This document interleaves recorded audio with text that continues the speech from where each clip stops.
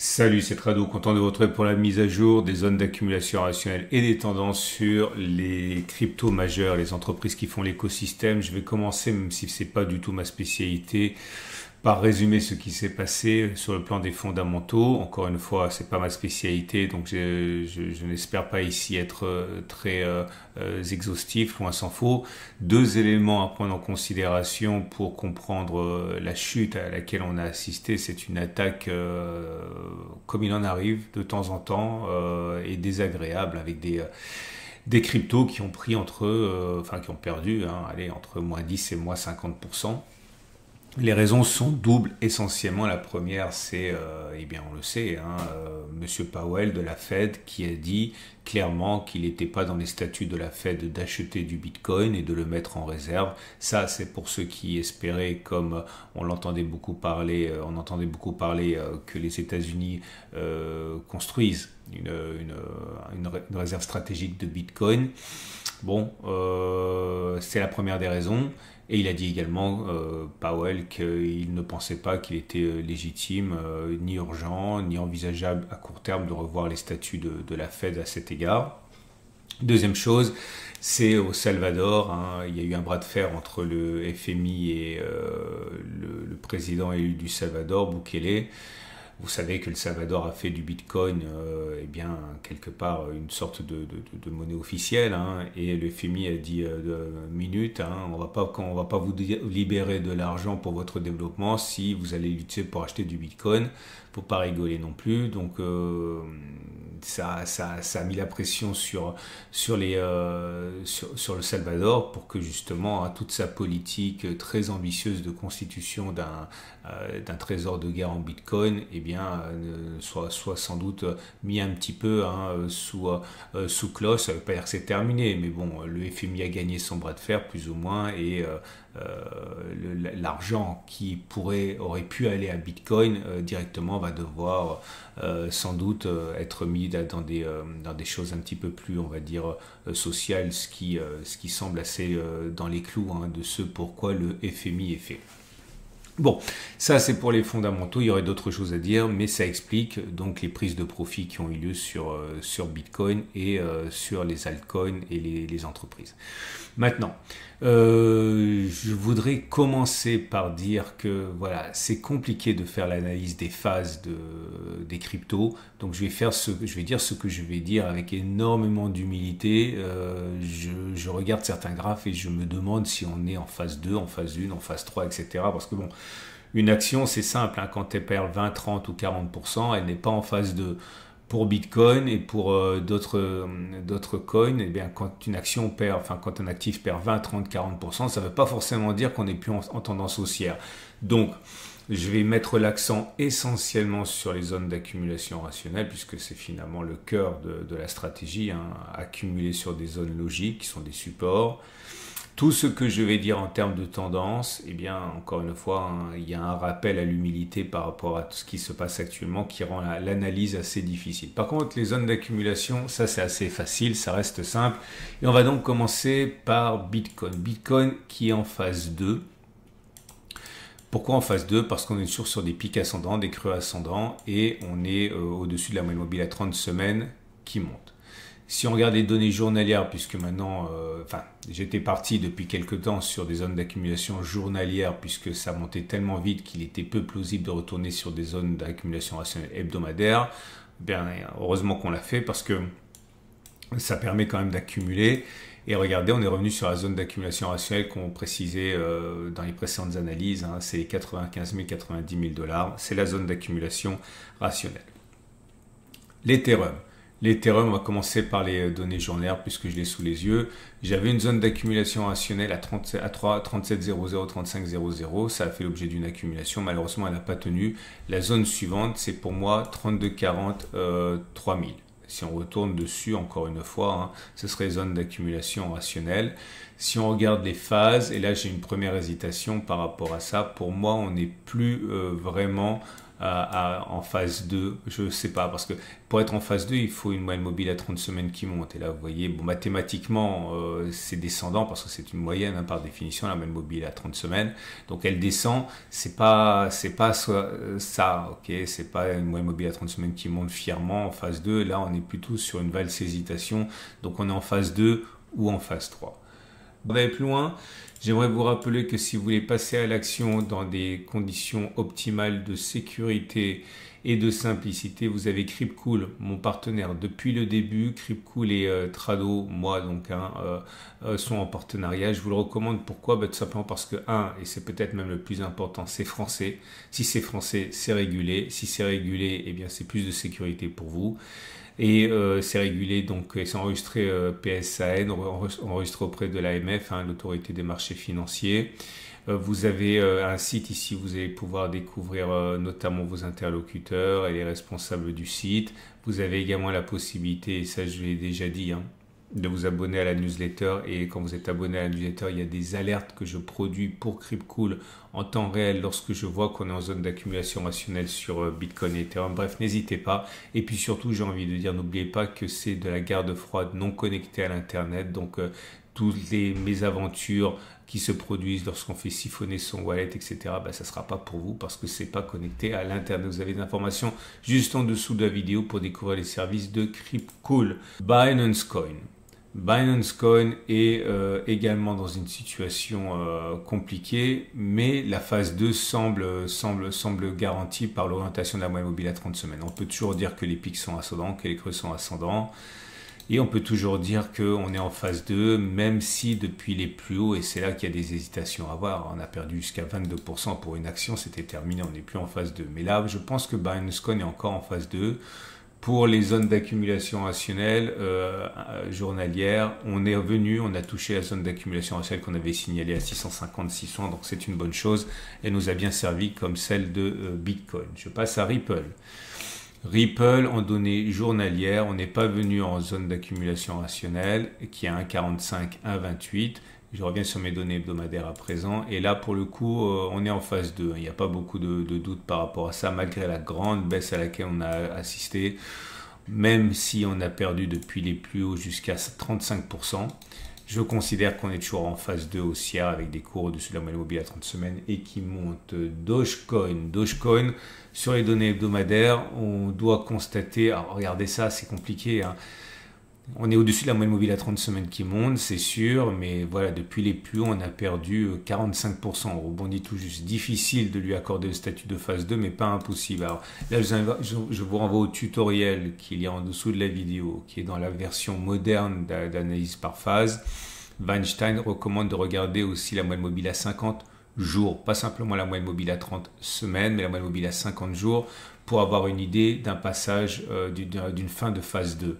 Donc si on regarde les données journalières, j'invite encore à regarder le tutoriel, hein, je le fais rapidement. Comme vous pouvez le voir, si je mets la moyenne mobile à 50 jours, on est en dessous. Donc normalement, dans la version moderne des phases, on n'est plus en phase 2. Ok. Et on a cassé la zone d'accumulation rationnelle à 0,375, 0,340. Je considère que la prochaine, si on y va, c'est 0,64, 0,142. Je reviens sur mes données hebdomadaires.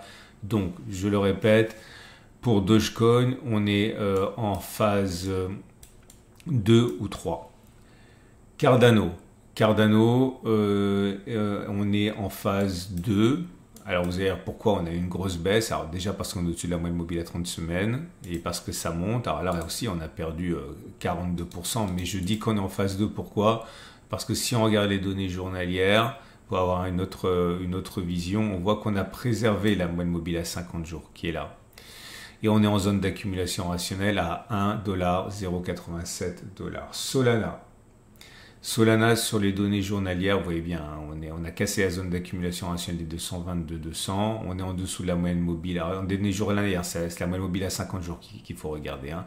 Donc, on est en dessous, on a cassé la moyenne mobile à 50 jours. Donc, ça suffit pour disqualifier Solana pour une phase 2. Alors, Là, en même temps, vous voyez, je mets Solana en phase 2. Pourquoi? Bah, parce que si on se tient simplement au graphe hebdomadaire, on est bien au-dessus de la moyenne mobile à 30 semaines. Donc voilà, c'est le genre de cas où je préfère botter en touche et avouer que j'ai pas de certitude par rapport à ça. C'est phase 2 au regard du graphe hebdomadaire. C'est phase 3 au niveau du graphe journalier. Je sais pas, mais en tout cas, le plus important, c'est que vous ayez compris que la zone d'accumulation rationnelle, elle a été cassée. La prochaine, c'est celle qui est là, hein, c'est 164, 110. On passe maintenant à Avalanche. Avalanche est en phase 2 ou 3.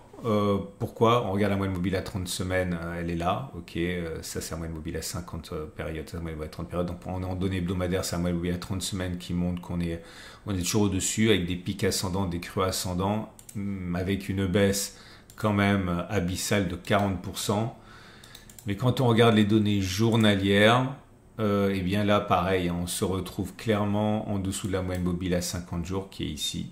On a cassé la zone d'accumulation rationnelle des 44,38. La prochaine, c'est 34,8, 30,7. Mais voilà, pareil.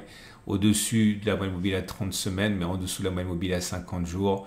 Donc voilà, on va dire qu'on est entre une phase 2 et une phase 3. Polygon. Alors là, pour le coup, Polygon, mais tout le monde d'accord. On est revenu en phase 1. Hein. La moyenne mobile à 50 semaines, la moyenne mobile à 30 semaines, pardon, elle est là. Elle est même légèrement descendante. On est en zone d'accumulation rationnelle à 0,54, 0,32.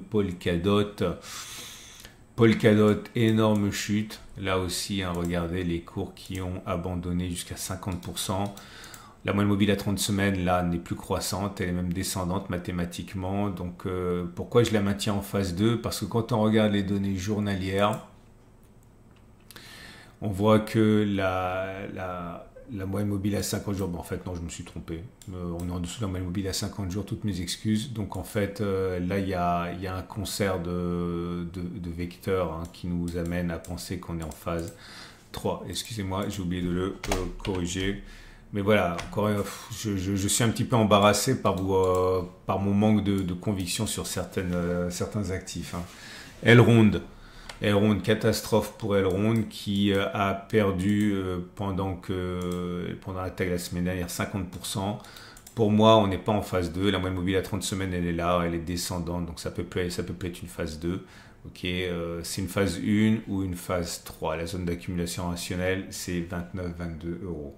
AV et s'en sort plutôt bien. Je pense qu'on peut lui laisser le titre de phase 2 puisque la moyenne mobile à 30 semaines monte. On a beaucoup baissé, mais ça reste quand même extrêmement haussier.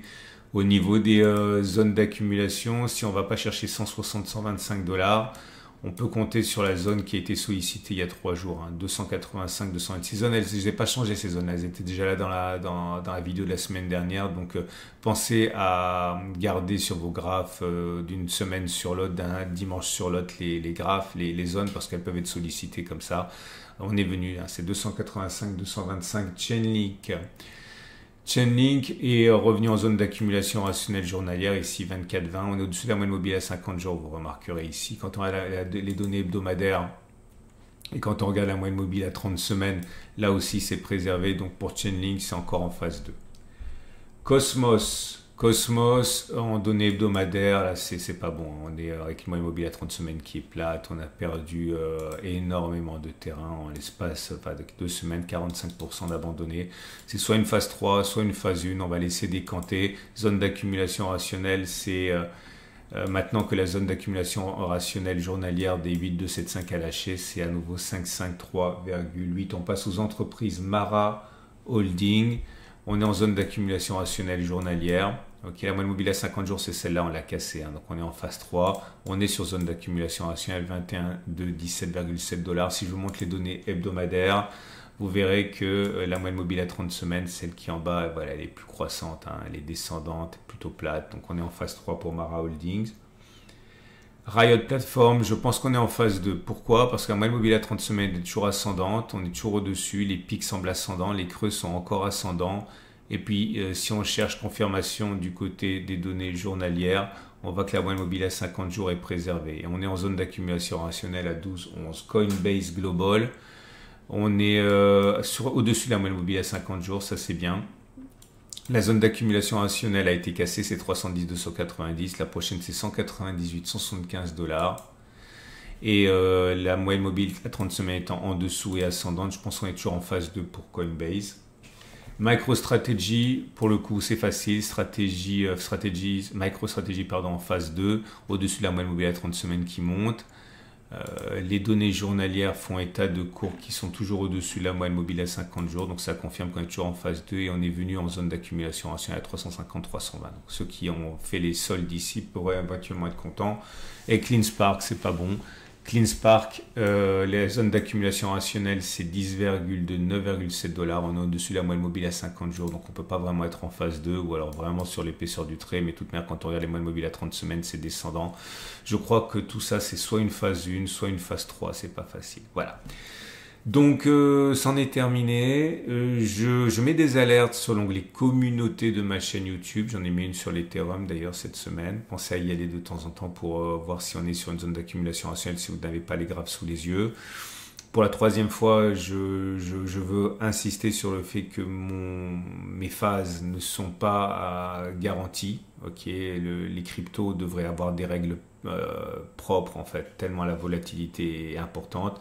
Mais le plus important, encore une fois, dans une stratégie de long terme, c'est les zones d'accumulation rationnelle. Et ça, par contre, ça change pas. Je vous souhaite une excellente journée. Abonnez-vous à ce format si vous l'avez aimé. C'est mis à jour toutes les semaines, le dimanche soir, lundi matin. Je vous souhaite une excellente journée. Vous pouvez découvrir mon partenaire qui vous permet justement de faire de l'accumulation rationnelle dans les plus grandes conditions de simplicité et de sécurité. C'est Cryptcool. Lien en dessous de la vidéo pour jeter un œil à ce qu'il vous propose. C'est français, je le répète. Excellente journée. À la semaine prochaine pour la mise à jour.